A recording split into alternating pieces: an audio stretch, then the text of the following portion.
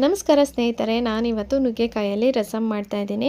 ಸಾಮಾನ್ಯವಾಗಿ ಒಂದು 3-4 ಥರ ರಸಮ್ ಮಾಡಿರ್ತೀವಿ. ಈ ಥರ ರಸಮ್ ಮಾಡಿರಲ್ಲ. ಒಂದ್ಸತಿ ಟ್ರೈ ಮಾಡಿ, ರುಚಿನೂ ಚೆನ್ನಾಗಿದೆ, ಆರೋಗ್ಯಕ್ಕೆ ತುಂಬ ಒಳ್ಳೆಯದು. ಇತ್ತೀಚೆಗೆ ನುಗ್ಗೆಕಾಯಿ ಬೆನಿಫಿಟ್ ಪ್ರತಿಯೊಬ್ಬರಿಗೂ ಗೊತ್ತು, ಹಾಗಾಗಿ ಒಂದ್ಸತಿ ಟ್ರೈ ಮಾಡಲೇಬೇಕು.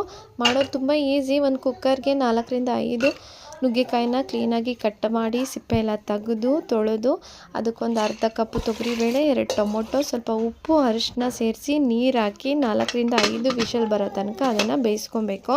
ಅದಕ್ಕೆ ಒಂದು ಮಸಾಲೆ ಬೇಕಾಗುತ್ತೆ, ಅದು ಕೂಡ ಸಿಂಪಲ್. ಸಾಮಾನ್ಯವಾಗಿ ರಸಮ್ ಮಾಡ್ತೀವಲ್ಲ ಅದೇ ಒಂದು ಮಸಾಲೆ. ಬೆಳ್ಳುಳ್ಳಿ, ಜೀರಿಗೆ, ಮೆಣಸು, ಒಣಮೆಣ್ಸಿನ್ಕಾಯಿ, ಕರಿಬೇವು, ಸ್ವಲ್ಪ ಕೊತ್ತಂಬರಿ, ಇದನ್ನು ಸ್ವಲ್ಪ ಗ್ರೈಂಡ್ ಮಾಡ್ಕೊಬೇಕು. ಸ್ವಲ್ಪ ದಪ್ಪ ಇದ್ದರೆ ಆಯಿತು, ಇಲ್ಲ ಕಲ್ಲಲ್ಲೂ ಚಚ್ಕೊಬೋದು.